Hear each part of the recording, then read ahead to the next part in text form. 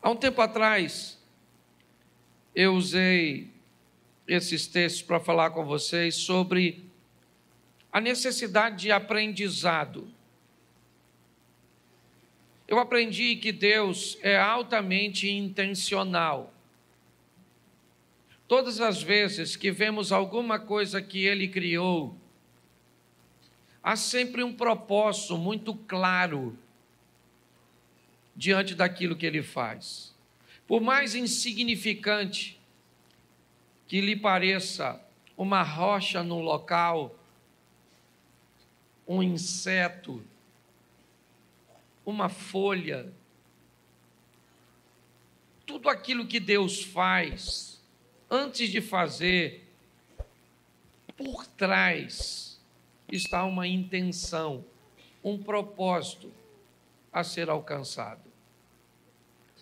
Se nós entendemos que o êxito de Jesus, ao passar por esta terra, tinha a ver com a intenção daquilo que ele fazia, ele era alguém que não fazia nada por acaso, sempre atendia a uma agenda, um cronograma, e por isso ele obtinha sucesso. Nós estamos num culto de campanha, eu estou voltando de Israel, e todas as vezes que eu me deparo com uma situação de aprendizado, eu procuro retirar o máximo possível. E do guia que estava comigo, ele me disse algo, apesar de não ser cristão, ele me disse que o êxito de Jesus estava em sempre fazer as coisas para os outros. Basicamente, você só vai encontrar uma oração feita por Jesus em prol dele mesmo. Se possível for, aparte de mim este cálice. Todas as outras coisas que ele fazia, sempre estava focando outras pessoas. Até para seus algozes, aqueles que o estavam crucificando, ele diz: Pai, perdoa, porque eles não sabem o que fazem. Era sempre para curar alguém, para ressuscitar alguém, para libertar alguém, para mudar a vida de alguém, porque me parece que a receita do sucesso de um indivíduo é melhorar a vida do outro indivíduo. Quanto mais focado eu tiver em melhorar a vida das pessoas, provavelmente mais êxito eu vou ter. Quando eu olho para uma vida que só pensa em si mesmo, parece que ela está desconectada com Jesus, porque o propósito sempre foi o próximo. Mas eu quero que você entenda que as adversidades, elas sempre farão parte da nossa vida. E nós vamos precisar aprender com elas. Porque quando eu aprendo, não apenas eu mudo a minha vida, mas eu mudo a vida das pessoas que estão ao meu redor. O tema da minha mensagem é aprendendo com as tempestades. Porque durante as tempestades, você vai se deparar com duas situações, ou com vítimas, ou com pessoas fortes. Todas as vezes que você enfrenta uma oposição, todas as vezes que você enfrenta uma adversidade, das duas uma, ou você sai dela como uma vítima, como alguém que sofreu consequências danosas, como alguém que saiu prejudicado, saiu infeliz, saiu ferido, ou você sai como alguém que saiu mais forte, mais preparado, mais habilitado. Então, todas as adversidades que vêm, elas trazem consigo, e aqui eu separei 4, que eu vou tratar como tempestades, como ambientes que geravam desconforto para aqueles que estavam vivendo. Vai ser rapidinho. Coloca para mim na tela Jonas, capítulo de número 1, verso de número 4. Vai aqui a primeira lição. Jonas 1, 4. O Senhor, porém, fez soprar um forte vento sobre o mar, e caiu uma tempestade tão violenta que o barco ameaçava arrebentar-se. Feche seus olhos. Senhor nosso Deus e Pai, em nome de Jesus, eis aqui a tua palavra. Continua falando conosco e usa-me, ó Deus, como um canal de bênção nesta hora. Pelo poder do nome de Jesus, é o que eu te peço. Em nome de Jesus. Amém. Glória a Deus. Amém? Amém. Eu acredito que esse é um texto muito conhecido, porque é a história do profeta que resolve desobedecer a Deus e fugir. Ele não está muito interessado em fazer o que Deus está mandando, porque o que Deus está pedindo ao profeta não é aquilo que ele quer fazer. E quando ele se depara com essa situação, ele busca fugir. Mas fugir para onde? A Bíblia nos diz de onde fugiríamos da face do Senhor. Se fizermos nossa morada nas estrelas, de lá ele nos derrubaria. Mas o profeta não está satisfeito. Jonas, ao invés de fazer o que Deus está pedindo, ele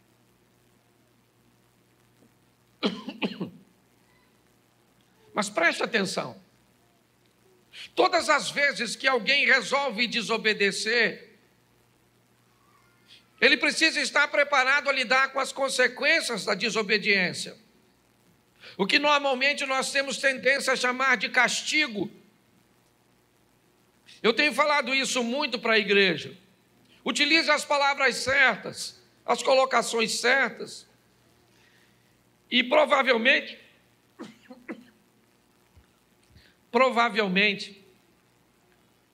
você vai começar a notar uma melhoria na sua vida.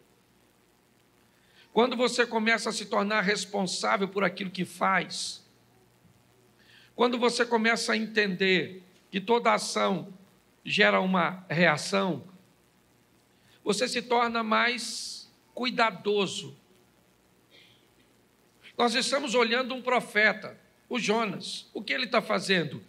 Ele está fugindo de Deus. Mas para fugir de Deus, ele planeja entrar num navio. Para fugir de Deus, ele se mistura com pessoas, ele se aproxima de pessoas. E todas as vezes que um desobediente se aproxima de alguém, essa pessoa precisa estar extremamente atenta. Por quê?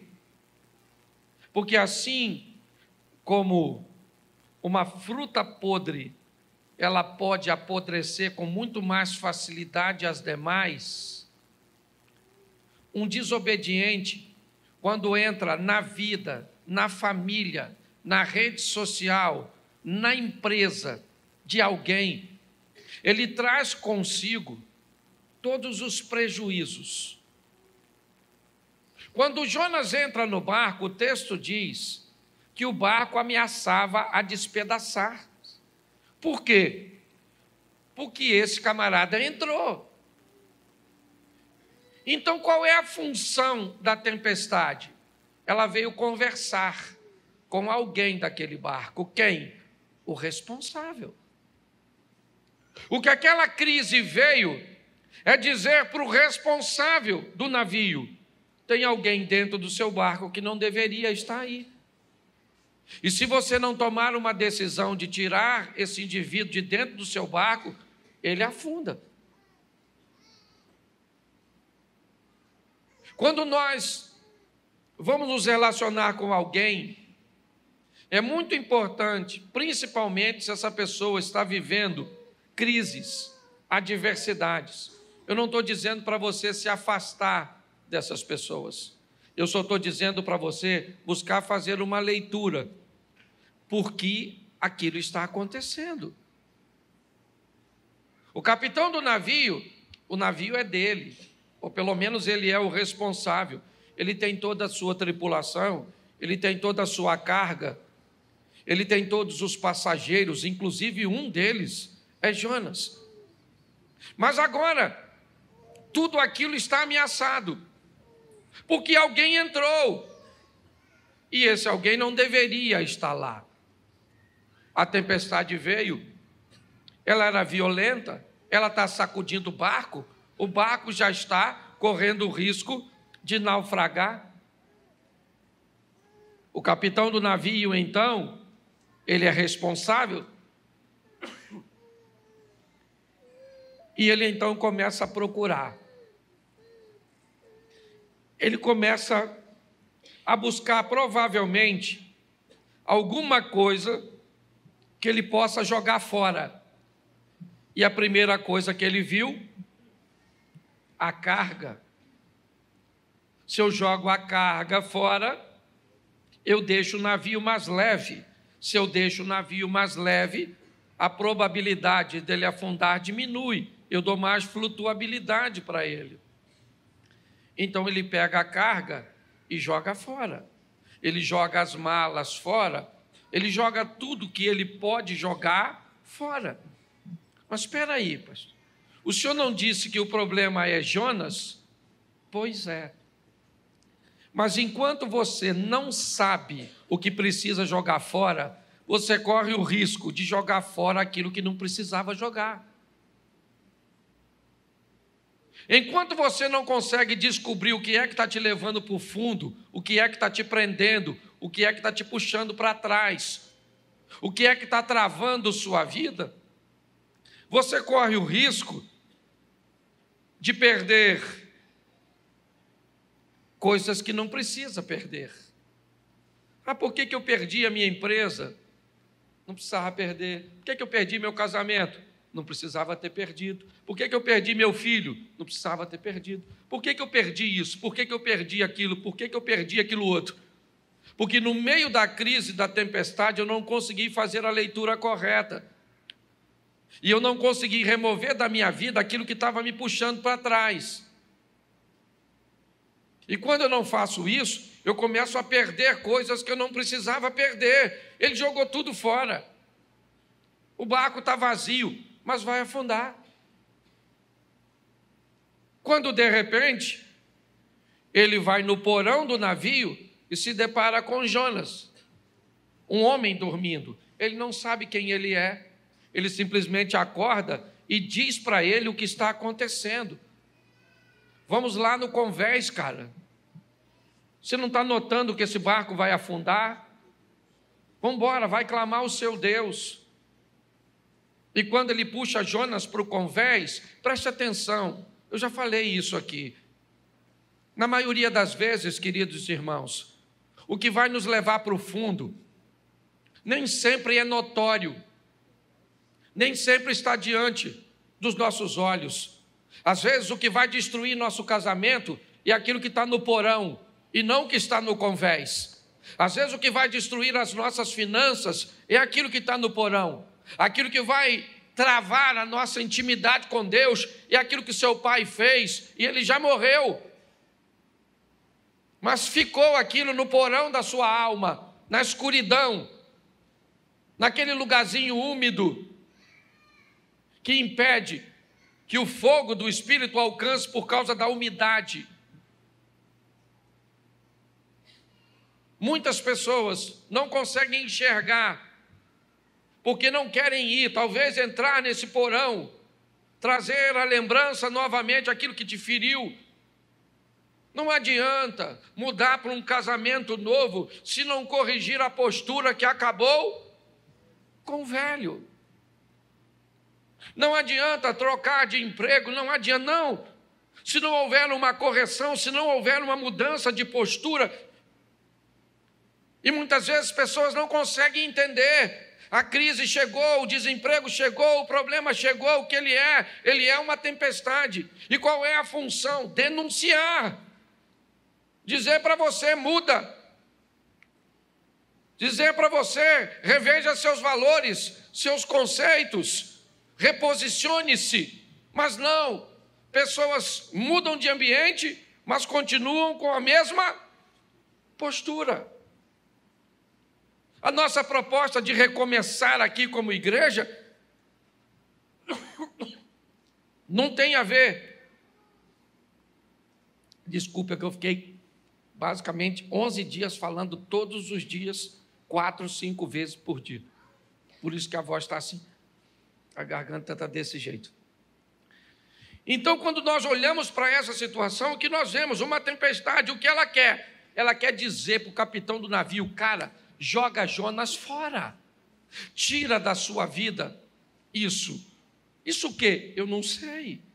Eu sei o que eu tenho que jogar fora da minha vida. Aliás, tem coisas que eu nem sei. Eu preciso de uma revelação de Deus, de uma avaliação, para descobrir o que eu tenho, sabe? O que eu tenho que tirar da minha vida para esse desejo por esse tipo de coisa sair do meu coração? Quem é que eu preciso remover de meu ciclo de amizade que pode estar trazendo para mim esse tipo de comportamento? O que é que eu preciso trazer ou retirar do meu casamento para melhorar meu convívio com minha esposa?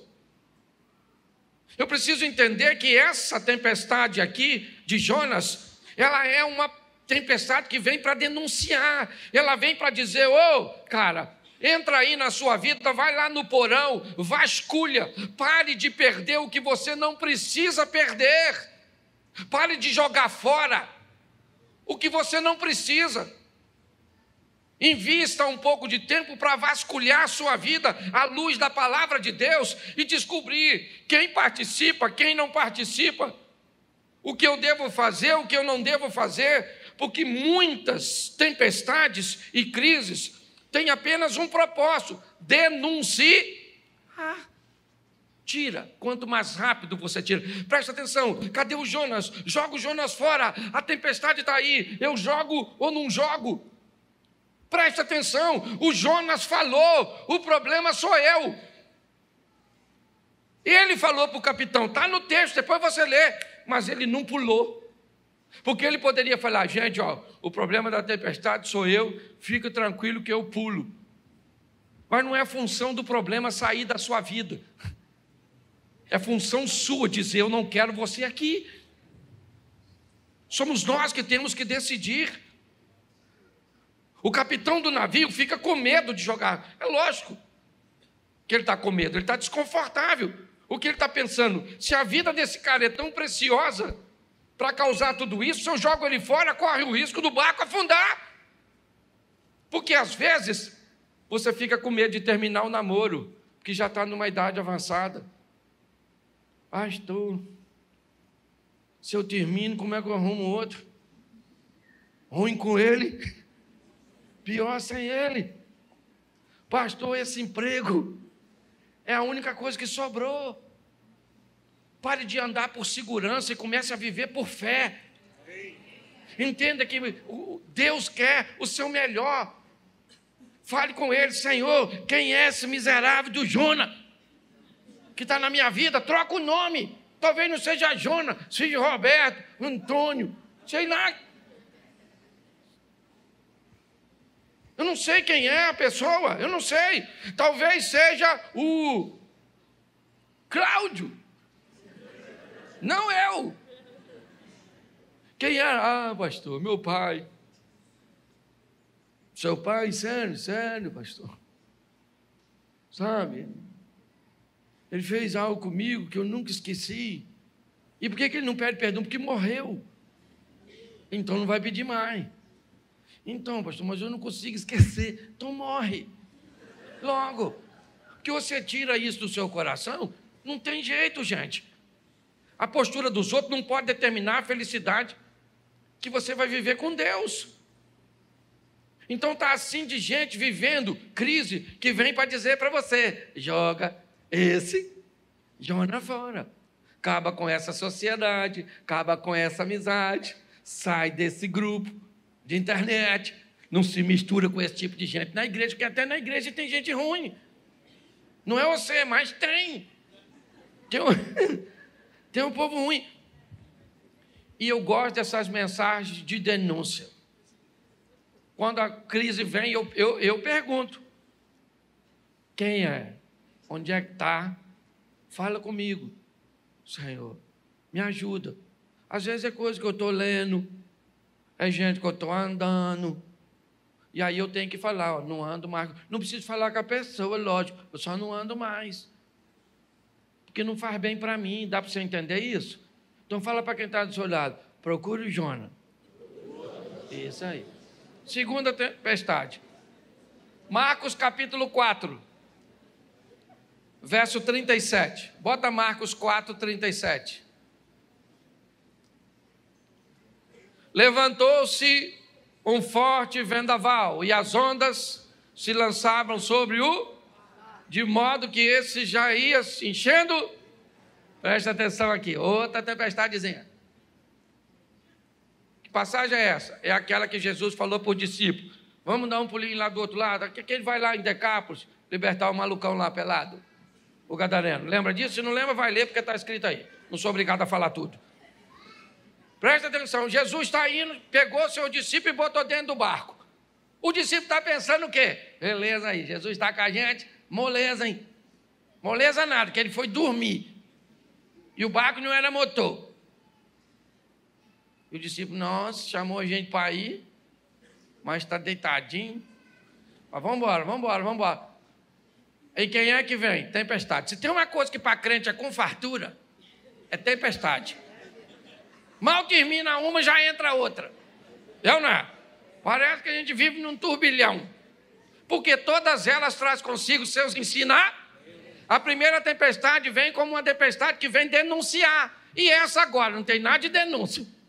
Jesus está lá quietinho, dormindo, e lá vem a tempestade. E sacode para lá, e sacode para cá, e balança para cá, e balança para lá. Um olhou para o outro e falou: nós vamos morrer nesse troço. E ele vai morrer dormindo. Porque nem vê vai. Nós vamos morrer. Jesus disse assim, ó, passemos. E eles estão falando, vão morrer. Qual é a diferença entre ele e nós? Nada. Ele diz que nós vamos, vem. Mas o que a gente diz? Está difícil, hein? Não, estou numa luta, menino. Tem gente que parece lutador de UFC. Quando não está lutando, está treinando. Mas é todo dia apanhando e machucando. Olha só, você está rindo, cuidado, pode estar rindo de tudo. Mas olha que coisa engraçada. Os discípulos estão lá e de repente eles vão lá chamar Jesus. Ele falou: mestre, vou falar uma coisa para o senhor. Deu ruim. Porque olha só, nós vamos afundar. Já está decidido. Nós vamos afundar. Jesus levantou, falou para o vento: cala a boca. Ô mar, menos. Marola. Piscina. O vento aquietou. Os caras que andavam por Jesus ficavam olhando um para o outro, falando assim: quem é esse? Muito prazer, Jesus. Estamos andando já há um tempão junto. O que essa tempestade vem mostrar? O poder de quem anda com ele. É isso.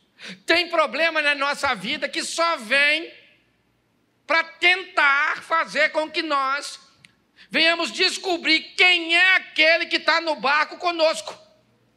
Porque Jesus disse: passemos. Ele não disse passe, ele disse: passemos, eu vou junto com vocês. O que pegar para vocês, pega para mim. Quem se levantar contra vocês, se levanta contra mim. É isso, eu vou estar com vocês. Tem tempestade, gente, que só vem para isso. E aí tem gente que perde tanta oportunidade de descobrir. Porque fica com tanto medo, que não consegue ter a experiência de descobrir que aquele que está com você, aquele que está conosco, é maior do que tudo aquilo que nós vamos enfrentar. Tem tempestade que só vem para isso, só para mostrar o quão grande é o nosso Deus. A maioria delas, fala sério, gente, é o mesmo motivo que Davi enfrentou Golias. Por que Davi enfrentou Golias? Sabe por quê? Porque ele matou leão e urso. Foi por isso. Ele falou para o Saul que foi por causa disso. Saul falou: garoto, deixa eu falar uma coisa para tu, não vai rolar. O cara é grande, tu notou que o cara é grande? Guerreiro, grandão, fortão, o cara tem escudo. O que tu tem? Uma tiradeirazinha. Davi falou: não, peraí, vou falar uma coisa para o senhor aqui. Eu estava apacentando as ovelhas do papai em certa ocasião, e aí veio um leãozão lá e falou: eu vou pegar uma ovelha. Eu falei: não mexe com a ovelha é do papai, não é nem minha. É de papai, mas papai deixou comigo, e eu vou, não pega não. O leão falou: eu vou pegar. Davi falou: então pega que eu arrebento você. Matei o leão, depois vem o urso que estava desavisado, matei o urso. Então eu vou falar para você, eu mato esse gigante. Deixa eu falar uma coisa para você. Quantos leões e ursos você já enfrentou na sua vida? Qual deles que te destruiu? Então não é esse que você está enfrentando hoje que vai te destruir. Porque o Deus que te deu vitória no passado é o mesmo Deus para te dar vitória hoje. É assim que funciona. Mas tem tempestade que só vem para mostrar para nós. Se eu desse oportunidade agora, estava assim de gente para falar: ah, pastor, sofri pra caramba em 1900 e quase morri, mas Deus me salvou. Já tive 3 câncer e não morri. E não sei o quê, já fui atropelado, já fui isso, já fui aquilo outro, já sofri isso, achei que minha vida acabou. E olha eu aí. Por que tem tempestade que só vem para isso? Ela não vem para denunciar, não é porque você está em pecado, está fugindo. Às vezes você está maneiro. Olha, o discípulo estava lá. Jesus falou: vamos para o outro lado. Ele falou: claro! Mas o Jonas falou: não vou. E a tempestade do Jonas vem para denunciar. Tem desobediência aqui? Sim ou não? Sim ou não? Não nessa aqui do barquinho. Tem ou não? Então tem tempestade para obedientes também. Que não tem uns malucos aí dizendo que só sofre quem está em pecado. Aí você não está e fica caçando. Nossa. O que eu tenho que parar de fazer? Jonas, cadê Jonas? E Deus está falando: não é essa. Trocou de tempestade. Avança. O Jonas é na outra. Velho Testamento, você já está no Novo. Essa aqui não é para porque você está em pecado, é porque eu quero te fazer crescer. Quero fazer com que você descubra o quão poderoso eu sou na sua vida. Eu vou me levantar no meio da tempestade e vou dizer: cala a boca, porque quem está aqui dentro está comigo. Pronto, acabou. Então tem tempestade que é desse jeito, gente. Pare de achar, nós viemos de uma cultura esquisita. Tudo que o indivíduo está sofrendo, caça pecado. Não, parece um caça-fantasma. O que você fez? Não estou desempregado. Desobediência. Você não é dizimista. Rapaz, não sou agora, porque estou desempregado. Então tem alguma coisa. Abre esse coração. Que pecado tem? E você sai caçando. Cadê Jonas? E Deus diz: não é Jonas, meu filho. Atualiza essa mente sua. Assim de gente. Então tem tempestade que é desse, tá um montão de gente. Eu, por exemplo, tenho um montão de tempestade que eu já enfrentei, que era só para demonstrar o poder, mas também tem umas tempestades que era para tirar o Jonas. Já tirei muita gente da minha vida. Louvado seja Deus. Estou falando sério. Ó, eu trabalhava numa empresa que, se Deus não me mandasse embora, eu estava lá até hoje. Pensa num lugar que eu gostava. E pagava 3 salários. Oh, que beleza. Criei minha família com 3 salários. Era uma maravilha. Mas Deus precisou tirar aquilo. Aquilo era um Jonas que atrasava a minha vida. Quando me mandaram embora, pensa num cara chorando. Meu Deus do céu, o que vai ser da minha vida? Eu imagino Deus olhando. Você é uma besta mesmo. Se olhasse o que eu estou preparando. E eu lá, cheio de medo. Então não tem jeito, não. Tem que aprender com as tempestades, tem que aprender. Tempestade não veio só para desobediente, não. Os caras estavam lá, Jesus falou: vamos, ele falou: vou. E Jesus foi fazer o quê? Dormir. Não podia estar acordado? Que aí eles falavam logo lá: Jesus só mandou nós vir a tempestade. Jesus falava de longe: raja fora. Mas não, a tempestade chegou e tal. E ele não acordou, devia estar todo molhado. Para mim ele estava acordado, estava fingindo. Para mim estava. Que se o barco já está enchendo, quase afundando, como é que ele vai estar dormindo? Eu imaginei ele lá. Alguém falou, acorda, Jesus. Só abriu o olho, falou, qual é? Hoje nós vamos morrer. Ele vai morrer nada, espera um pouquinho que eu vou falar com você. Quem é o problema? O vento? Ô vento! Cala a boca. Ô mar, fica quietinho. E os discípulos lá, quem é esse? Que até tem gente, 40 anos andando com Jesus. Quando Jesus faz alguma coisa, diz, quem é você? Nossa, sou um seu amigo novo. Acabei de chegar agora. Então aprenda a viver. Tempestade, fala para quem está do seu lado, tempestade. Também vem para obediente. É isso aí. Vamos para a terceira tempestade? Mateus 14, 24. Isso não define muito uma tempestade, mas um ambiente bem inóspito. Mas o barco já estava a considerável distância da terra, fustigado pelas ondas, porque o vento, soprava contra... Presta atenção. Na tempestade anterior, Jesus disse, passemos para outra margem. Sim ou não? Nessa, agora Jesus falou, vão vocês que eu vou depois. Por isso que o texto diz que Jesus obrigou, compeliu, insistiu, mandou, porque os caras não estavam a fim de ir. Se da outra vez com ele foi ruim, agora sem ele... Pastor, por que agora Jesus não vai? Porque é outra lição. Tem lugar que ele vai contigo, tem outra que ele diz, vai você, que eu vou depois, para ver o que você é capaz de fazer. Foram lá.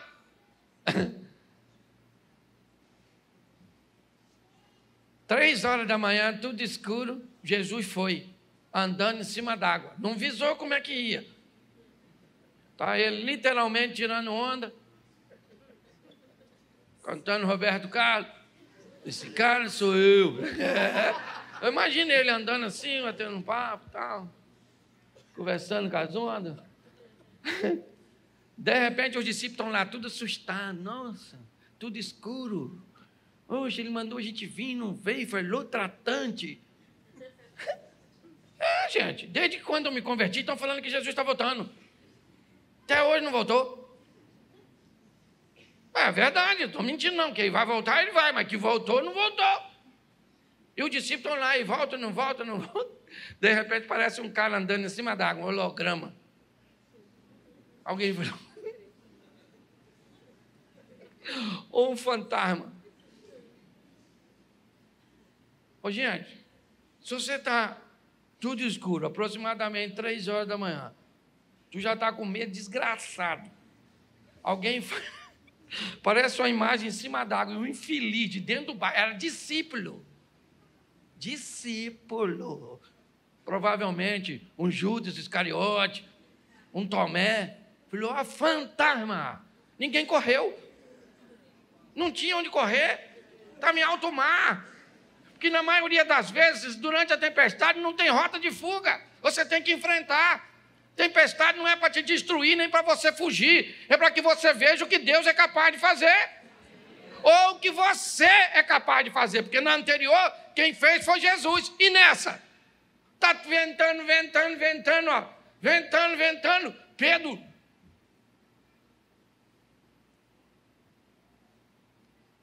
Aí. É Jesus mesmo? Pô, deixa eu andar em cima d'água. Pô, estou afinzão de andar. Está vendo ele? É ele mesmo, né? Eu vou aí, hein? Porque tem tempestade e crise que não é para Deus agir. É para você agir e experimentar o que ele pode fazer. Você lembra o Moisés? Moisés é um cara maneiro, sim ou não? Um cara de oração, não era? Pô, o cara maneiro. Quando o faraó vem pegar ele, ele vai orar. Aí o joelhinho dele, Senhor. Deus falou assim, melhor levantar, filho. Que o faraó já está chegando. Você não tem um negócio aí na mão? Toca aí, meu filho, vai embora. Tem a ver comigo não, tem a ver com você. Muitas crises que nós estamos vivendo, elas só vêm porque Deus quer criar em nós um poder de reação.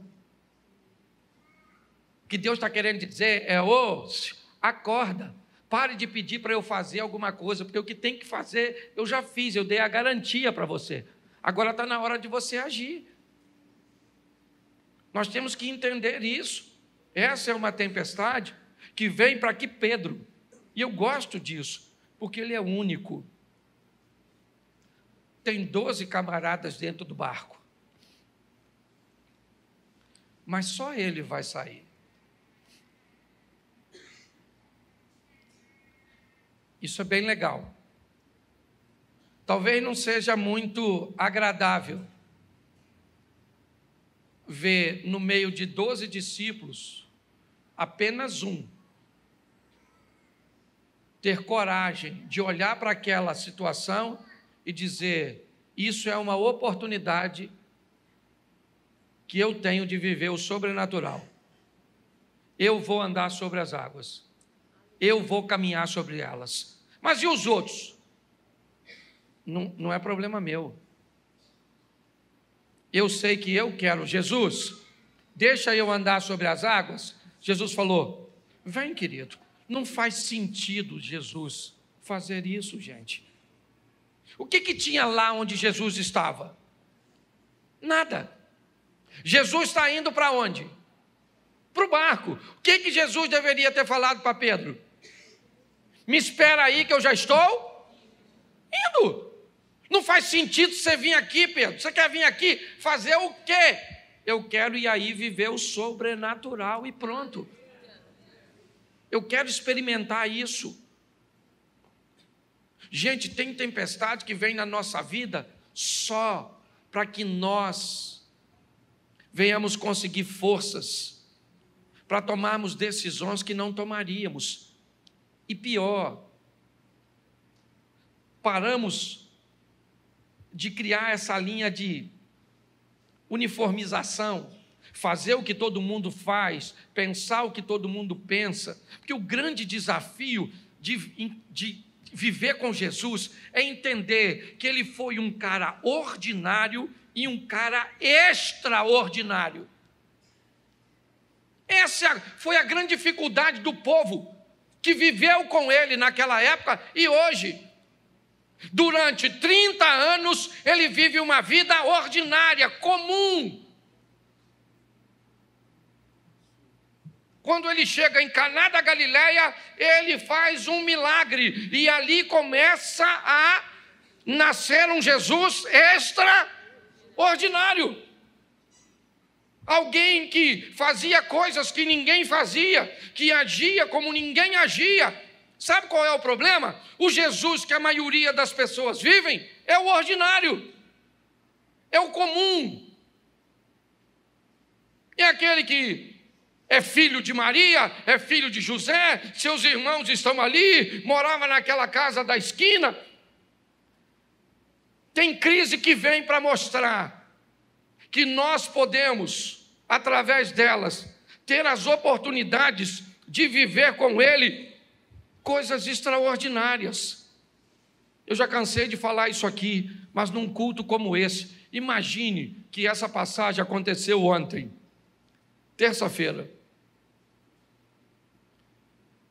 E hoje, o culto está acontecendo, e eu fosse um dos 11 discípulos que fiquei no barco, e eu diria para toda a igreja, dizia: gente, deixa eu falar uma coisa para vocês. Ontem, eu estava no barco, e eu vi 2 homens andando sobre as águas. Mas o Alexandre poderia se levantar aqui dentro da igreja e dizer: pastor, empresta o microfone. E ele poderia dizer: gente, só para ficar registrado, um dos 2 homens era eu. Fui eu que saí, junto com Jesus. Porque quem fica no barco só conta milagres a respeito dos outros. E quem sai do barco conta milagres a respeito de si mesmo. A questão é quem você quer ser. É isso. É a hora de agir. Todos estavam com medo, inclusive Pedro. Não foi fácil. Pastor, como é que o senhor disse que ele está com medo se ele saiu? Ele esboça isso quando está chegando. Ele começa a afundar. Jesus disse para ele: homem de pouca fé, segura aqui. Então a terceira tempestade, ela vem como uma oportunidade de nós fazermos. A primeira é uma que denuncia, joga fora aquilo que está te levando para o fundo. A segunda é aquela que te dá a oportunidade de ver Deus agir a seu respeito. A terceira é aquela que dá a oportunidade de você agir a seu respeito. É assim. E agora, a última é Atos dos Apóstolos. E eu deixei a pior por último. Capítulo 27, verso 18. E depois do 18, nós vamos ao 41 e o 44. Vamos ao 18 primeiro. No dia seguinte, sendo violentamente castigado pela tempestade, começaram a lançar fora a carga, o mesmo padrão da primeira tempestade, trazer alívio. Coloca para mim o 41. Mas o navio encalhou num banco de areia, onde tocou o fundo. A proa encravou-se e ficou imóvel, e a popa foi quebrada violentamente das ondas, ou pelas ondas. Verso 44, outros teriam que salvar-se em tábuas ou em pedaços do navio. Dessa forma, todos, quantos? Todos. Chegaram a salvo em? Presta atenção na quarta tempestade. Ela foi a que durou mais tempo. Nesse navio está o apóstolo Paulo. Fizeram manobras, esconderam-se atrás de ilhas, esperaram alguns dias para ver se a tempestade cessaria. Ela não cessou.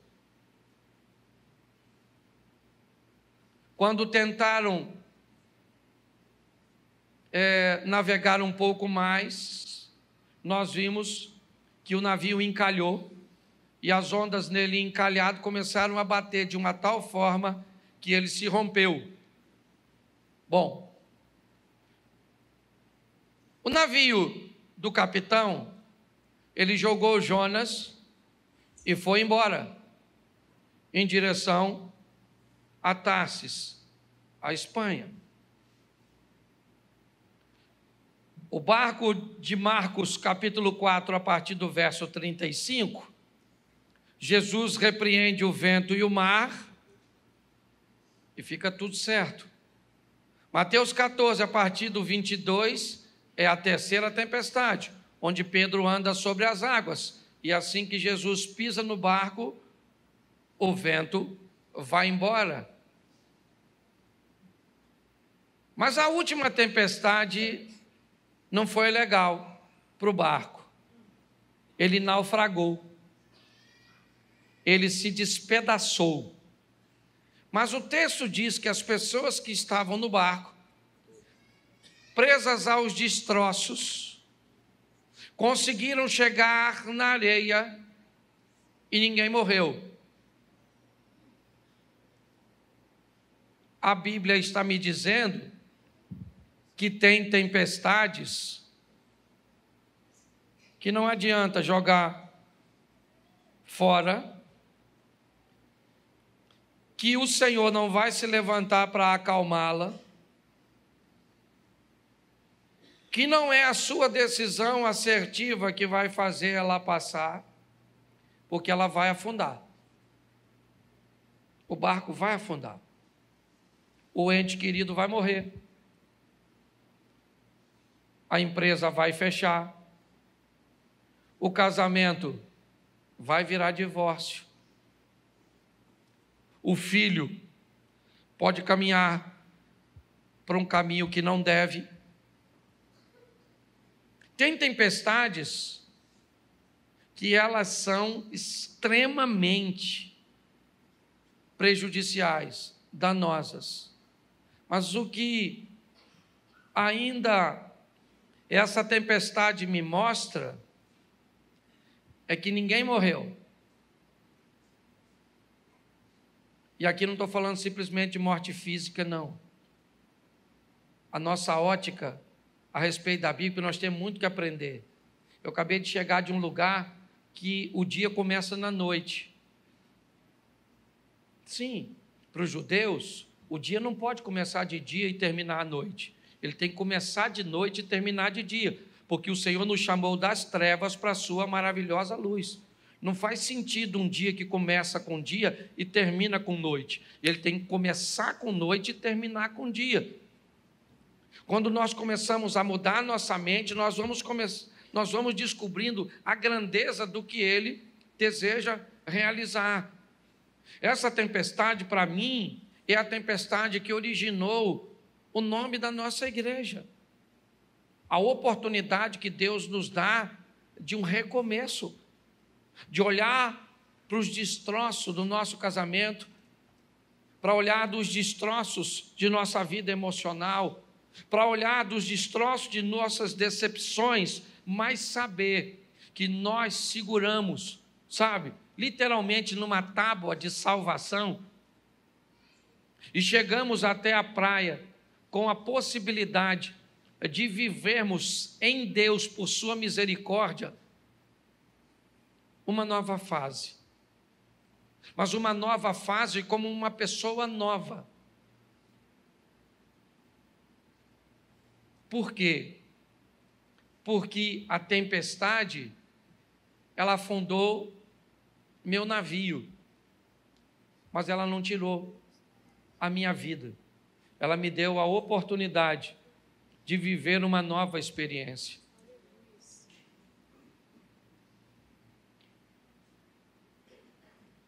É muito importante nós entendermos isso.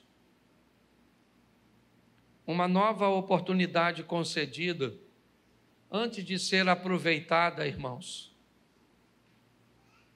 é preciso que faça uma revisão no que aconteceu para que nós vivenciássemos isso. Foi isso que tirou Ezequias do buraco. Por que é que nós estamos aqui? Porque nossos pais viraram as costas para Deus, apagaram a lâmpada, não queimaram incenso, nem ofereceram holocausto ao Deus de Israel. Agora eu estou resolvido a fazer uma aliança. Eu quero uma nova oportunidade, mas para tomar uma postura diferente. Vamos sair daqui primeiro para fazer uma leitura. Que tempestade eu estou vivendo? Eu não vou pedir para você levantar a mão, mas a maioria de nós sempre estamos envoltos numa tempestade. Pastor, eu acho que a minha é a oportunidade de achar o Jonas, que, aliás, até tem gente que já sabe quem é, ou onde o Jonas está, mas tem medo de jogar ele fora.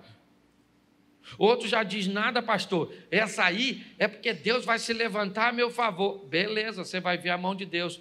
Pastor, a minha eu acho que não tem nada a ver com Deus, que eu estou esperando Ele agir há tanto tempo que hoje eu descobri que quem tem que agir não é Ele, sou eu.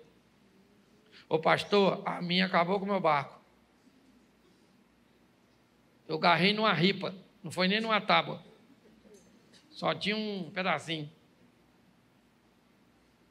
Pois é, eu não sei, eu só sei de uma coisa. Você não está nesse mundo para perder. Amém. Você veio aqui para ganhar. Amém. Posso ouvir um amém? Amém. Isso aí, nós viemos aqui para ganhar.